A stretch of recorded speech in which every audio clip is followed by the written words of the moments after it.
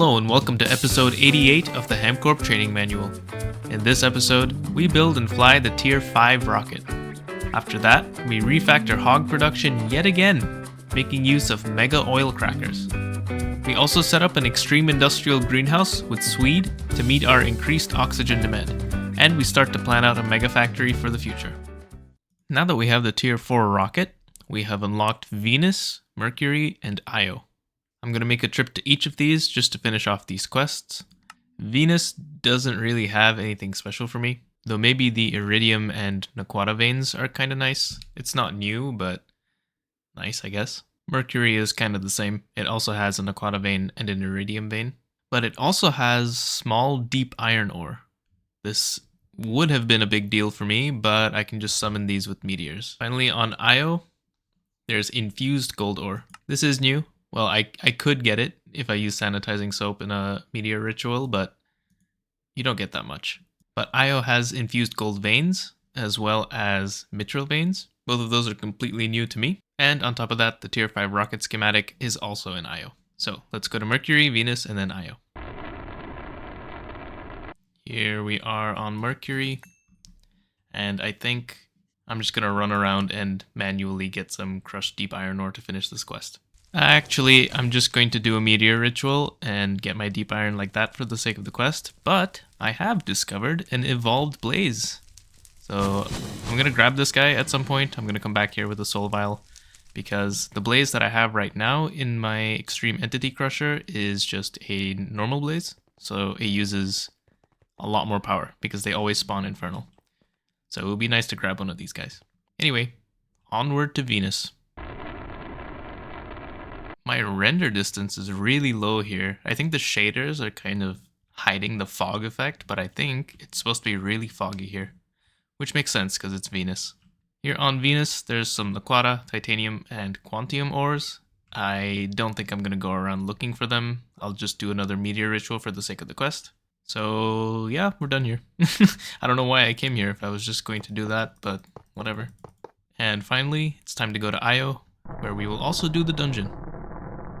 Now here, there actually is something I want to get besides just the dungeon, and that is the infused gold ore. I'm going to scan around for a bit and just mine up a little bit manually, and I'll also look around for a dungeon. I haven't gone mining in a while. This feels good. Found my dungeon.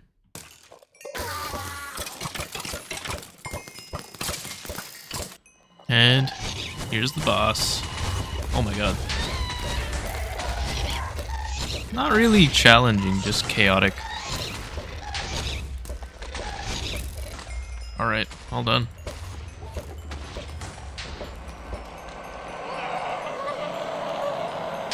Here it is, Tier 5.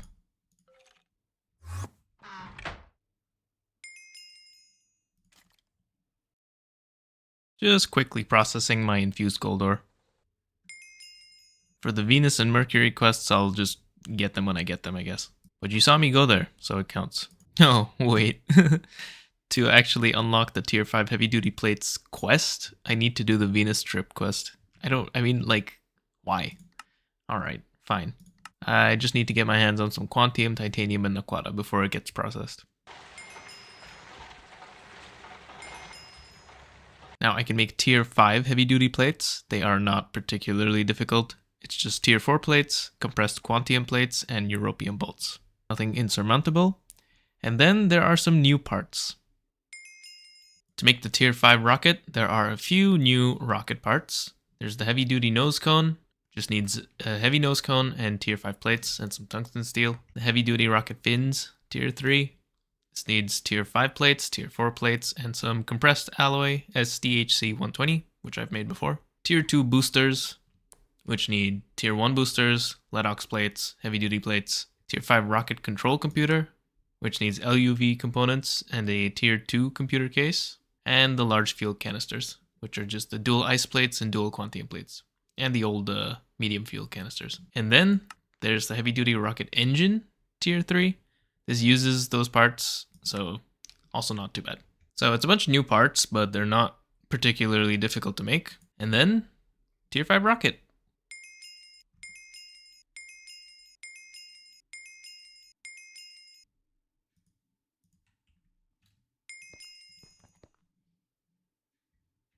Now that we have the tier 5 rocket, this quest in the LUV tab tells me which new planets and moons I've unlocked, and it also tells me what the new materials are and new ore veins.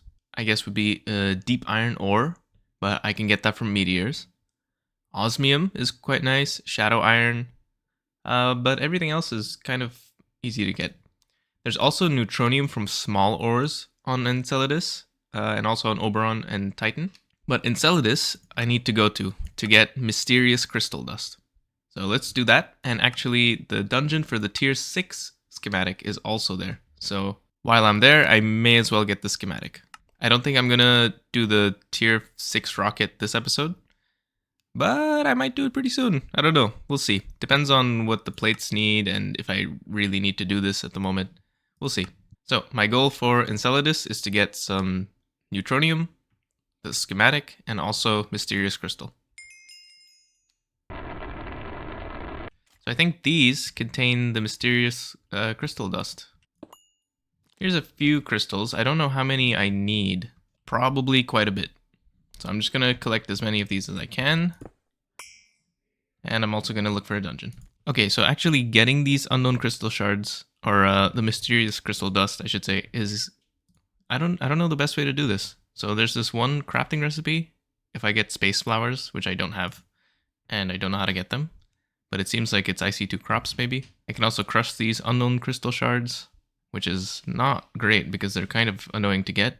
I can also centrifuge Enceladus slush dust and stone dust for a chance of mysterious crystal dust. That's probably the better way to do this, so I should probably just mine up a bunch of these blocks while I look for the dungeon. And I need to also get my hands on some neutronium.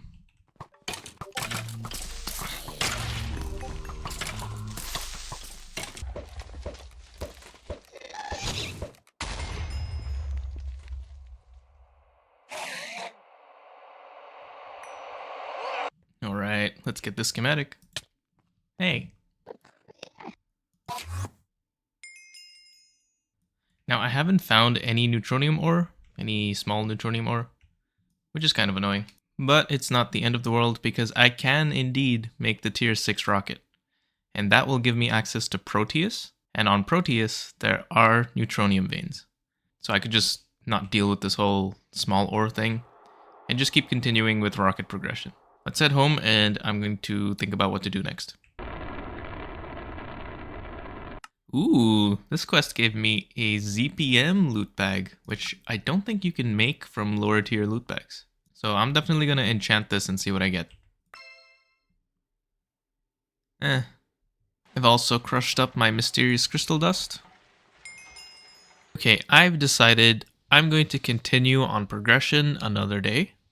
And for the rest of today, I want to work on these multi-blocks, the mega multi-blocks. These are just really big versions of the usual multi-blocks. So here's a mega blast furnace.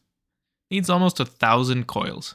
Here's a full-size mega distillation tower.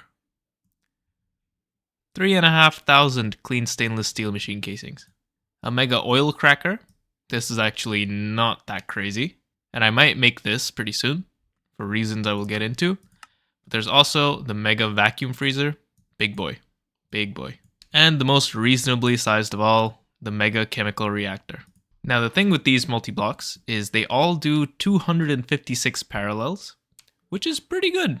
And they support the GregTech energy hatches, so I can give this 64 amps of ZPM if I wanted. That allows for a lot of parallelization. I'm going to start with some of the smaller ones. So I do want to make the mega oil cracker. I have been looking at my hog production, and it's severely bottlenecked by the oil cracking steps. And the distillation, but that's kind of to be expected. Currently, my energy demand is starting to get so high that this is not really able to keep up. I just need to make more oil cracking units, but I thought it's a good excuse to make a mega oil cracking unit. So for the third time, I think, I will be refactoring hog production. How fun. Actually, it is fun. I love hog. I'm also still working off of a single chemical reactor. Well, I guess two of them, but this one's kind of locked to a single recipe, so really I'm doing one chemical reactor for all of my on-demand crafting.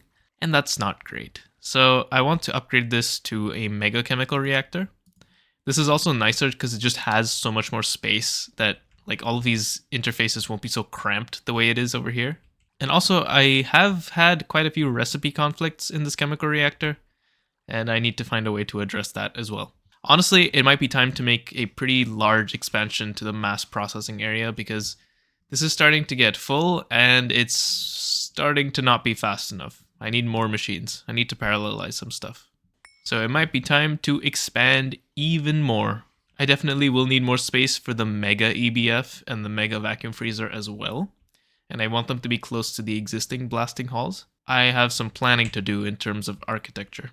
Also, I'm going to investigate if I can fix this render distance thing with the fog or with the smog, because it looks really bad. So for now, cracking the world and another chemical multi-block.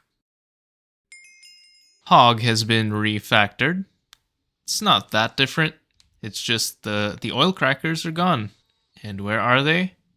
In the floor, because these things are fucking huge. These are so big. Look at this thing. This is 2 oil crackers. But let me tell you, it is also so fast.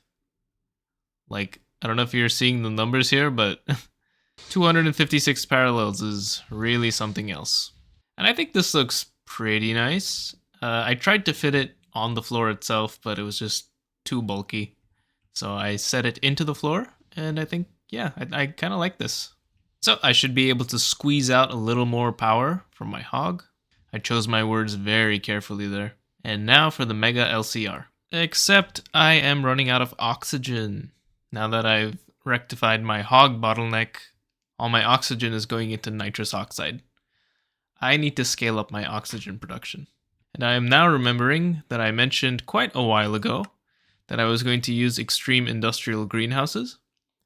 I have since learned that using IC2 crops in here is not really the best idea. So for oxygen, or rather for sugar, I'm going to use Swede. Swede is from Thaumcraft, but it's just a crucible recipe, so really I'm not really complaining. And this can go in the extreme industrial greenhouse, and I believe this just makes sugar.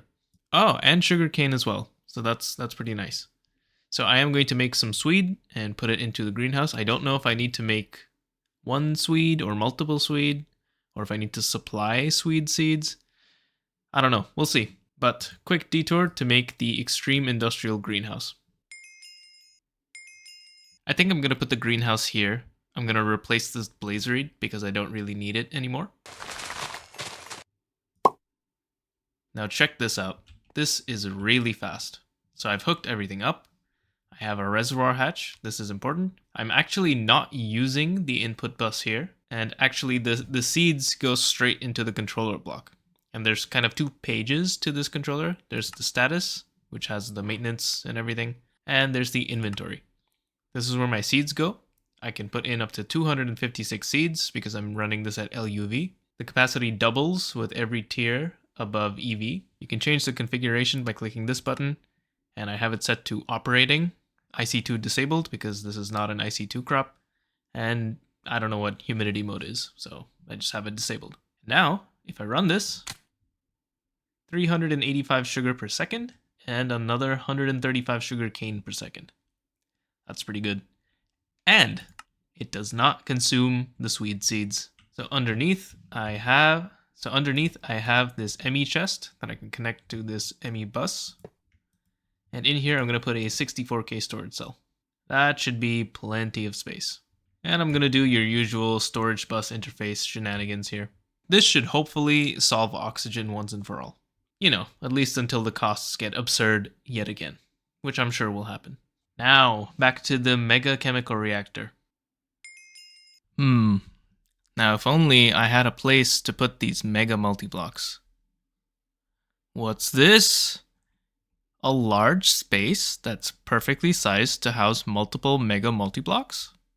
And it looks good? Wow. I wonder if there are 4 live streams, 3 hours each, showing the construction of this building. This thing took a while to build, and I couldn't really time-lapse it because it was just too big of a project. I decided to live stream it because I wasn't totally sure about the design or anything. So the live stream captures the entire process of building this. Go check it out if you have the time or if you want to watch it. But yeah, basically this is just a giant space where I can build my multi-blocks. And I've finally used more catwalks. I've said in the past I want to use these more, and here is my excuse for using them. It looks pretty good. I even have a fusion tower here for compact fusion in the not so distant future.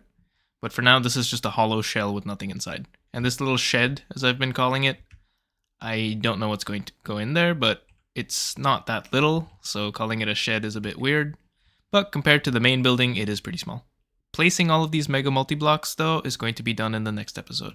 Thank you for watching this episode of the HamCorp Training Manual. In the next episode, we will fill the mega factory, migrating some multi-blocks and adding as many mega multi-blocks as we can justify. We may also look into parallelization using interface P2Ps, but that might have to wait a bit longer. The Training Manual Planning Committee is still discussing this. However, we will definitely continue on with rocket progression, with the hopes of constructing a Tier 6 rocket, which is where we must stop since we don't have the rocket fuel for any rocket tier higher than 6. See you next time.